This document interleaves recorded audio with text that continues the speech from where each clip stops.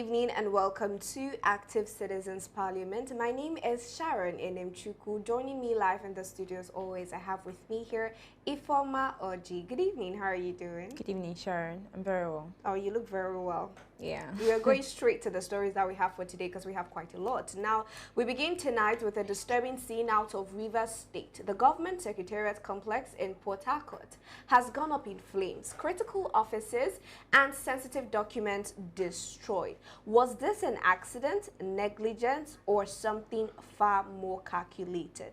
Now, as the smoke in Rivers clears up, a legal firestorm is brewing in Abuja. A lawyer is asking the court to bar former President Goodluck Jonathan from contesting in 2027 elections. Is this a serious constitutional test or just another round of political chess? I guess we'll find out in a minute. And in Abia State, the gloves are off. The governor, Alex Otti, has taken a direct aim at Senator Otti Kanu, telling him to seek help and stop disgracing himself.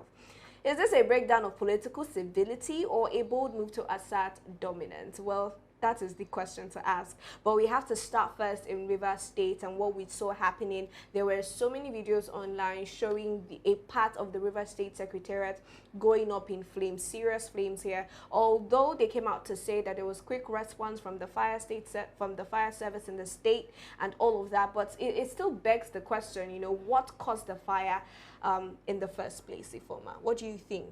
I think we are always too quick when there is fire outbreak or kind of attributed to electrical failure or fault. So, but I don't know if there is an undertone or maybe it's kind of politically motivated. That is the thing. Yes, because I think, was it how many weeks ago the Fubara dissolved the pension board? Yes. So it might be politically motivated, but By at who? the same time, I don't know. But at the same time, we already know those.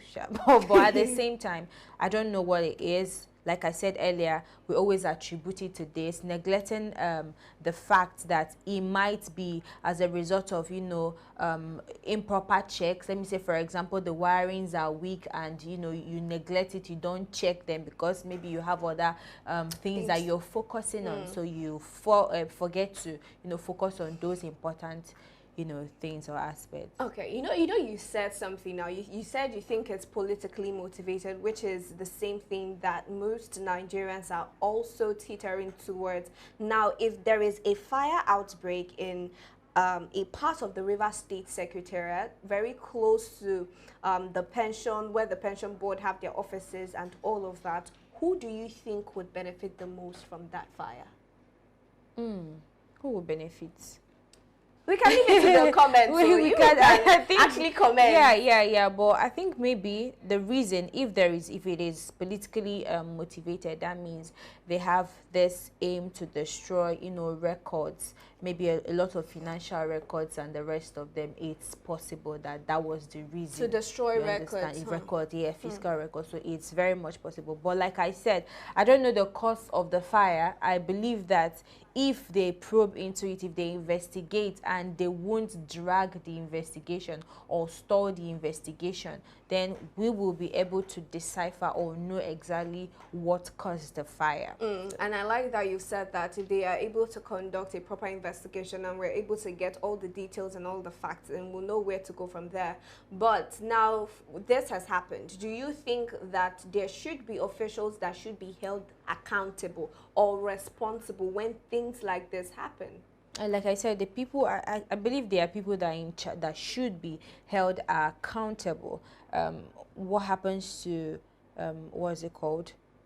Well, I'm trying to get the name for them, because apart from the fire service, there are equally people that should be involved, or the management of the entire, you know, state should be able to be held accountable. I mean, how did this get out of hand? Why is it that they don't have, you know, quick response team even at the spot? I believe that in every building there should be something like a fire extinguisher that could, you know, stop this fire immediately as it erupts without it going, you know, outburst or robust. You understand? So that's number one. And then number two, what another thing I wanted to ask, what are, you know, other plans, what are the plans they are making so that such a thing will not reoccur in the future again? So but I think questions should be asked, but like I said before, when you investigate the cause of the fire, then you can hold the people that are there accountable for the cause of the fire, and, you know, prevent it from and prevent again. it from occurring again. And I like that you said that as well.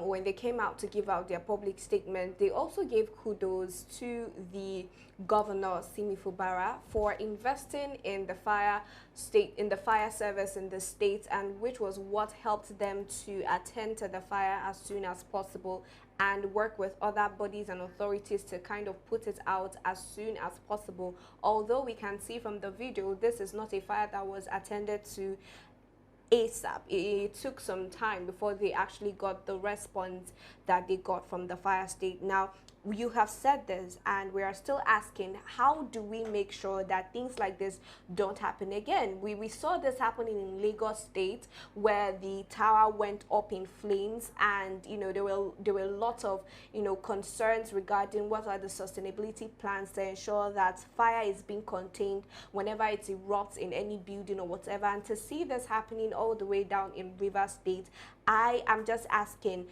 at what point do we say, okay, it is time to take a step back and actually not look at the exact event happening and look at the bigger picture? When we talk about fire, quick fire response, quick emergency response, help from ambulances and all of that. The Lagos State, the other day we're talking about how Lagos State has only about 100 ambulances for over 20 million people living in Lagos State. So we see that these things do not tally, the numbers do not tally, and we need to start looking for ways to be able to ensure that we are well prepared when things like this happen. But to you, Ifoma, is there any recommendation you can give as regards the matter? Like, if I am to talk on it, I think like you said, rightfully said, in Lagos State we have about 100 ambulances, and it's just 35 that was donated by the government. Every other one was, you know, from NGO donation. So I think maybe the government, apart from focusing on insecurity and the rest of them, they should equally, you know, pay more attention to, you know, take precautionary measures when it comes to safety, because before you even become, you know, anything, or before you become the president, or what's it called, the governor of a state, or the rest of them, you must secure your safety first. So people's lives first before any other thing. So I think they should prioritize safety. We already know, they already know that there is fire service. Why don't you make it mandatory that every building will have, if it is a fire extinguisher, every building, not just one building, the floors, and each, if it is a particular office, each offices should have fire extinguisher, so that if this happens, one person can actually, you know, stop the fire from erupting. You know, so I like that. Thank you for that recommendation. I just hope that the appropriate authorities are taking note. Now we have to move on to a matter that concerns not just the 2027 elections, but the state of the nation at large. Before now, we had the discussion about Jonathan returning to the political scene, and we also talked about the response that the presidency has as regards the matter. So before now, the presidency came out to say, reminding Nigerians of former President Goodluck Jonathan's time in office, and they reminded Nigerians that he did not meet up to the mandate or to the promise of protecting lives of Nigerians, and a whole lot of other things that they mentioned. And they told him that Nigerians can recall and they would remember, and for that reason they would not be voting him, and also for that reason he would not be a threat to the present administration. So these are the things that we've heard from the presidency, only for us to come out today and we're seeing a lawyer. I don't know on which authority he's working on, whether it's with the APC party or just independently as a citizen of Nigeria. He has gone ahead to order, you know, a court to plead for a court to bar Jonathan from the 2027 race. And now he's citing some constitutional discrepancies. That is regarding how long Jonathan has spent ruling Nigeria and how much more time he has left, because constitutionally a person can only rule for 8 years. Now, Jonathan has ruled before, and he's coming out to say that it would not be fitting, or it would not be right, or according to the rule of law, that he comes out again to contest. And all of these things are what we are seeing currently. And, you know, just before I ask you a question, Ifoma, it is really baffling that even Jonathan himself has not come out to publicly either assert to that notion, that public notion that he's coming again to run, or to say no to that. And we're having a lot of running helter-skelter and all of that. And I'm asking, does this suggest fear of Jonathan's return to the political scene, and also for his possible presidential interest in 2027? Yeah, something like that is close to that. But I just want us to maybe have a breakdown of the said constitution that he mentioned, which is what's it called, section 1, section 2, and section 3 of the 1999 constitution. Now I'll go with section 1, which says that the constitution is supreme and everyone and every authority in Nigeria must obey it. Now for section 2, it says if any other law or action conflicts with the constitution, that law or action is invalid. Now, section 3 said no person or group can take control of the government of Nigeria except according to the constitution. Any other contrary action is illegal. So what they're saying here is that you cannot bend or twist the rules, that the constitution overrides every argument. Now for section 137 of the 1999 constitution as amended in 2018, it says that a person who was sworn into complete term for which another person was elected as president shall not be elected to such office more than once. So this is what the constitution states, and this is what this lawyer is backing, you know, his assertion or his talk or speech on, which to an extent legally, or if we should talk about it or approach it in the aspect of law, he is kind of correct. But at the same time, let's not forget that this constitution was amended in 2018. Now, Goodluck took over from Yar'Adua in 2010. And after 2010, in 2011, he contested for the presidency position and he won it. He was re-elected to run for office, and he ran for 4 years. So 10 plus his 4, that is 5 years. He didn't run up to 8 years. Now remember, the constitution said if you complete anybody's tenure, you can only run 1 tenure.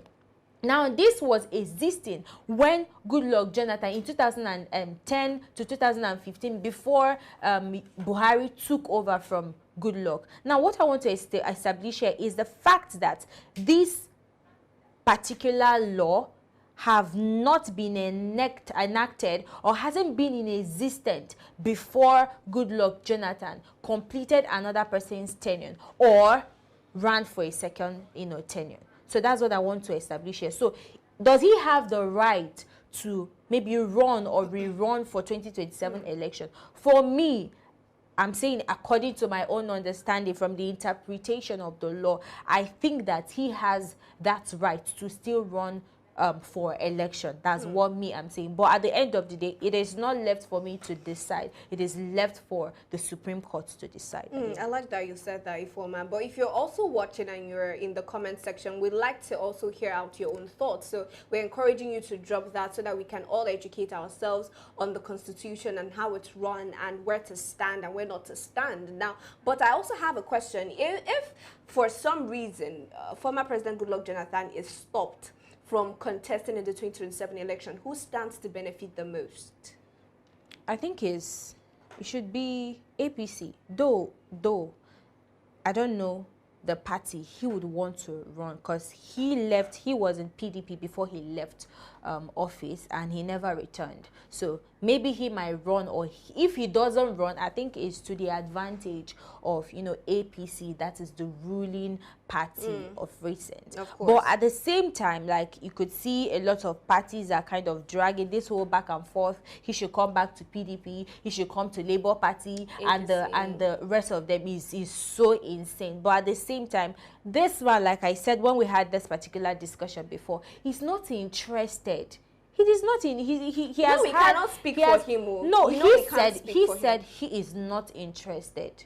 So I think he should just go and rest. I think he's doing a marvelous job as, you know, an elder statesman. He should just continue as that. He should leave this. I think we have to hear from him to be able to be sure, you know, because we've already given our predictions. You are not Goodluck Jonathan. He's not interested. He is not. We need to hear from the horse's mouth, because all of these things has been happening and has been in the media for a while now, but he is yet to say anything officially as regards the matter.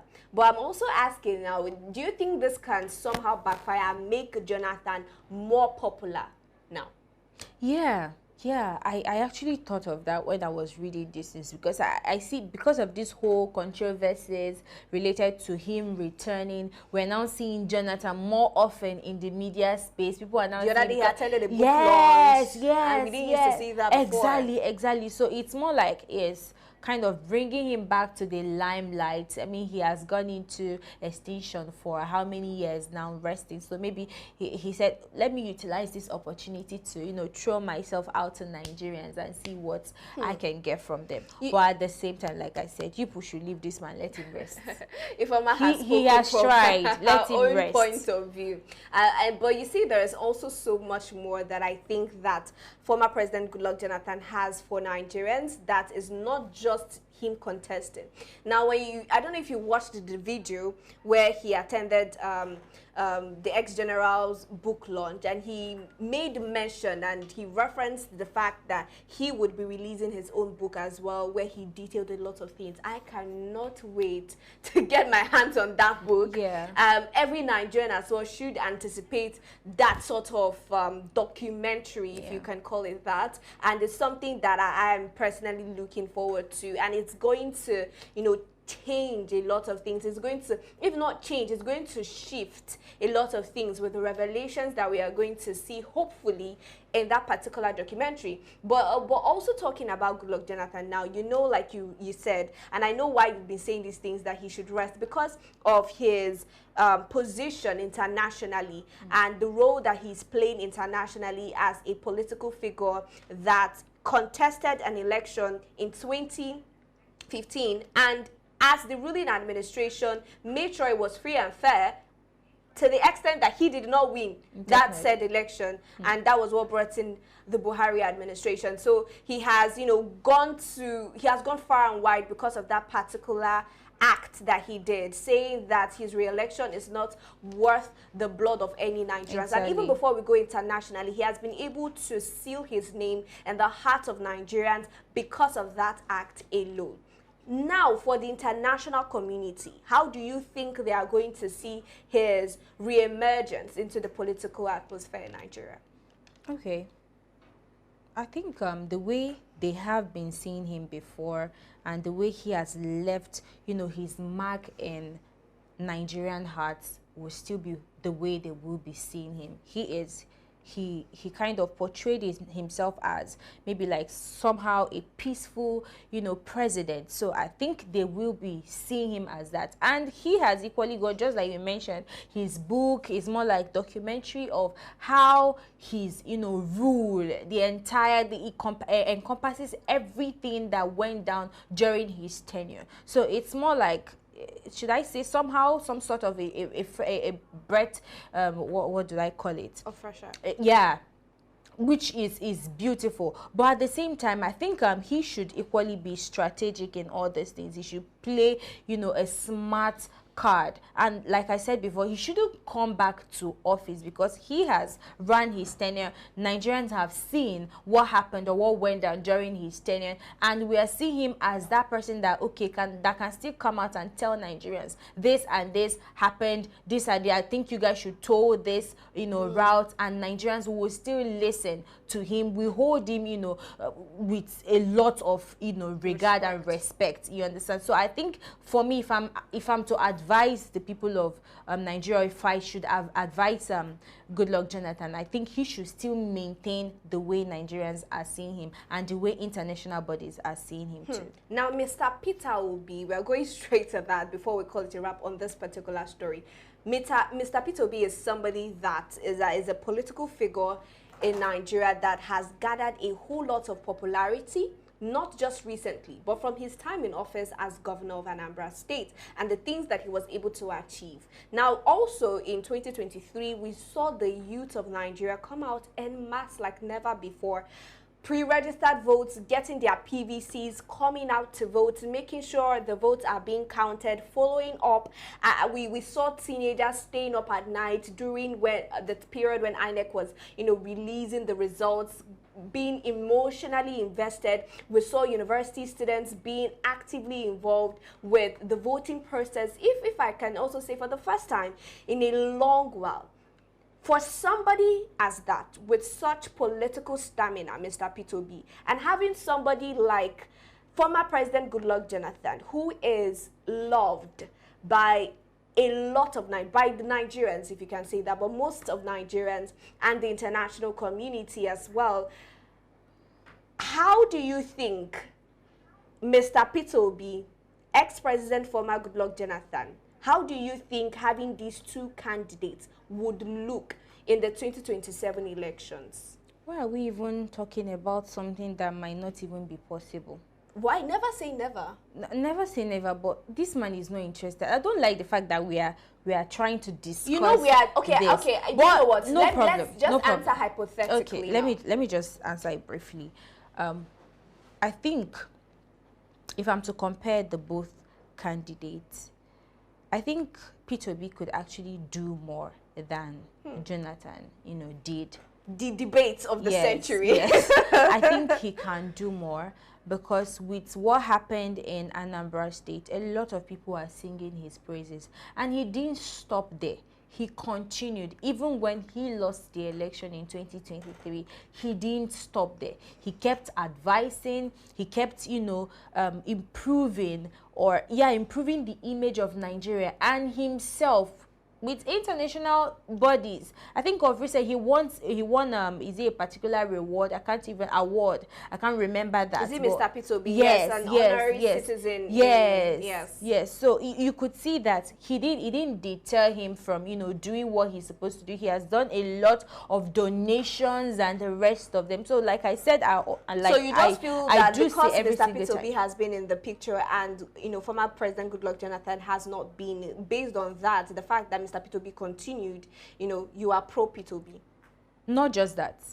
I think with what happened or with how his tenure went down in Anambra State and with his speeches, he came out in one of his interviews and said that he only needs just one tenure, one term. So when somebody says something like that, it means that the person already have, and already sketched out plans of what and how he wants to execute, what he wants to do and how he wants to go about the execution of those projects. So, and it's something that, is rare, it's not ordinary, and it's something that Nigerians would have given him, a chance to see, oh, let's see if he has something different for us. And he came out differently out of the status quo. It was not the same business as usual during the time of Goodluck Jonathan or during the time of Buhari or even this current president. He was selling something different to Nigerians. So I think if we are to compare the way he ran his government in Anambra State and his speeches, and it's not like he's saying it and he's backing it up with a lot of evidences. You could see that, okay, this is somebody that can actually go extra miles for Nigeria or even regain Nigerians, reputation, good reputation back to Nigeria. So, but if I'm to make comments on Goodluck Jonathan, he tried during his own time. I mean, apart from the subsidy, fuel was around, I think, around 65 naira or 40 something naira. Then the economy was kind of stable. But let's not forget that there were still a lot of controversies during his own time. It was during his own tenure that the Boko Haram insurgencies, you know, emerged. You get, so we can't, it was during his own time that this kidnapping of Chibok girls happened. About 208 something of them got kidnapped, both schoolgirl and schoolboy. So there are a lot of things there are a lot of baggages that came with Goodluck's tenure. So, but with P2B, we are not seeing it. We are seeing somebody with, you know, somehow a clean slate. So it's kind of, I feel like he can offer something better for Nigeria if I'm to compare the both of them. All right, former President Goodluck Jonathan on one hand, Mr. P2B on the other. Now we have a battle of credentials, we have a battle of past records, we have a battle of popularity and, you know, love amongst Nigerians and all other things involved. The question is, who will emerge as president come 2027? Is it Mr. P2B? Is it former President Goodluck Jonathan, or our very dear President Bola Ahmed Tinubu? Well, the ball is in your court. We will find out in 2027. We have to move briefly to Abia State, where they're having a whole back and forth with the Abia State government and Mr. Benjamin Kalu. Now, the Abia State government has fired back at Benjamin Kalu, telling him that he needs to stop disgracing himself.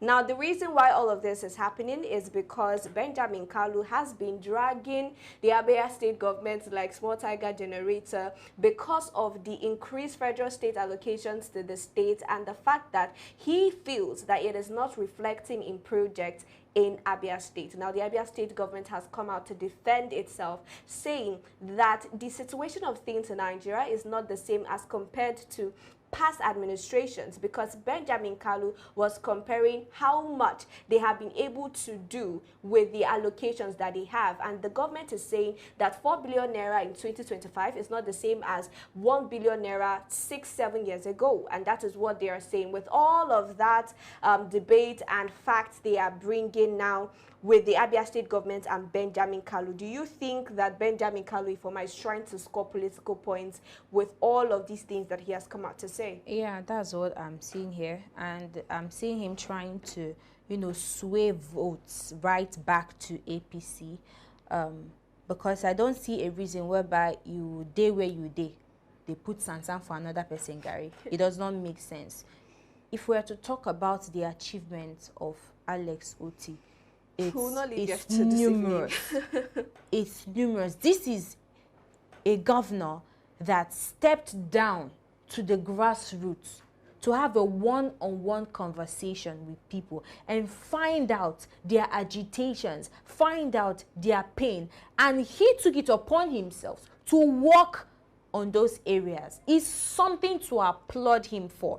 So this person coming out to say, you know, rubbish, it shouldn't even, you know, he shouldn't even be responding to this type of person. You know, he wants to contest. But I think it's because of his political ambition. At the same time, I love the fact that he came out boldly to rebuke his comments, stating the fact that during the time before he even came into office, that things were different. I mean, the Naira has been devalued of recent time. Then Naira, before his administration, Naira used to be around 460, the exchange rate. Yes. But now we can see it's around 1,500 to 1,600. So you can't compare. There is serious disparity. You can't compare the both. If you used to build a house, what it takes to build a house then with maybe, like, let me say for example 1 billion, this time around is definitely going to be around 5 billion or 6 billion, because there is difference in exchange rates. And let's not forget the fact that the cost of importation then is different from now.